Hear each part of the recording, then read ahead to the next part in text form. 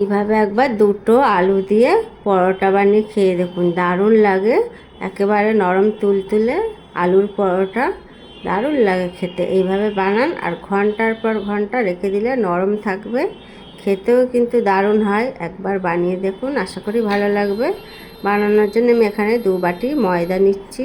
আপনারা চাইলে আটা দিয়েও এই পরোটাটা বানাতে পারেন। স্বাদ মতো লবণ দিয়ে দেবো, 1/2 চামচ চিলি ফ্লেক্স আর 1 চামচ ধনেপাতা কুচি। আর এখানে আমি দুটো আলু ডুমো করে কেটে সিদ্ধ করে নিয়েছি। এটা ম্যাশ করে নেব আলুটাকে, খুব ভালোভাবে একটু ম্যাশ করে নিয়েছি আলুটাকে, দেখুন যাতে গোটা গোটা না থাকে, খুব ভালো করে ম্যাশ করে নিয়েছি।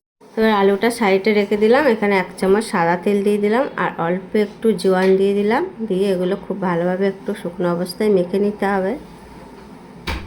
আর এখানে দিয়ে দেবো সিদ্ধ করা আলুটা দিয়ে দেবো। আলুটা দিয়েও খুব ভালোভাবে মেখে নিতে হবে ময়দার সাথে।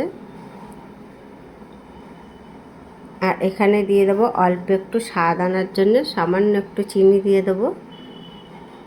চিনিটা দিয়ে খুব ভালোভাবে মেখে নিয়েছি। এবার অল্প অল্প জল দিয়ে আটাটা মেখে নিতে হবে।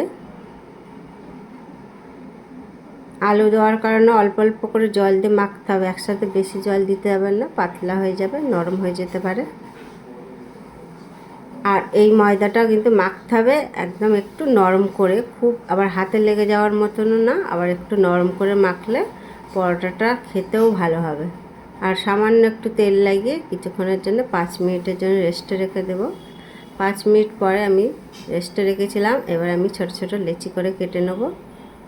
আমি একটু ছোট সাইজের লেচি করে নেব, যাতে পরোটাগুলো খুবই পাতলা হয়, খেতেও ভালো লাগবে। সব লেচি কাটা হয়ে গেছে। এবার আমি অল্প সামান্য ময়দা ছড়িয়ে বেলে নেব।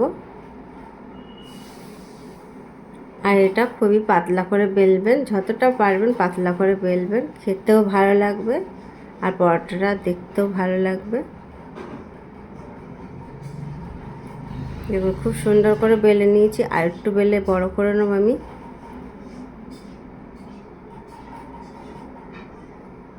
আর এই পরোটাটা একদম এইভাবে বানাবেন, ঘন্টার পর ঘন্টা রেখে দেবে, একেবারেই নরম থাকবে। দেখুন এইভাবেই আমি সবগুলো বেলে নেব। আর একটা ফ্রাইং প্যান গরম করতে দিয়েছি, ওকে পরোটাটা এপিট ওপিট হালকা করে সেঁকে নিয়েছি। এবার আমি সামান্য তেল দিয়ে এটা ভেজে নেব পরোটাগুলো। আপনারা চাইলে তেল যদি নাও খেতে চায়, এইভাবে কিন্তু তেল ছাড়াও বানাতে পারেন। উল্টে পাল্টে 2 দিকটা তেল দিয়ে ভেজে নেব হালকা আছে। আর পরোটাগুলো কিন্তু বেশিক্ষণ টাইম লাগে না, খুব তাড়াতাড়ি হয়ে যায় আর খেতেও দারুণ হয়। এইভাবে বানাবেন, খেতে টেস্টি লাগে, ভালোও লাগবে, দেখতেও ভালো লাগে। সব পরোটাগুলো একইভাবে ভেজে নিয়েছি দেখুন।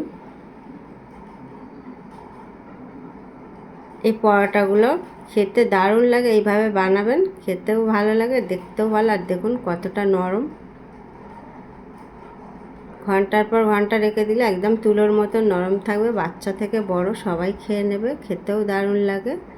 এইভাবে বানান। আশা করি রেসিপিটা আমার ভালো লেগেছে। রেসিপিটা ভালো লাগলে লাইক, কমেন্ট, শেয়ার আর সাবস্ক্রাইব করে বেল আইকনটি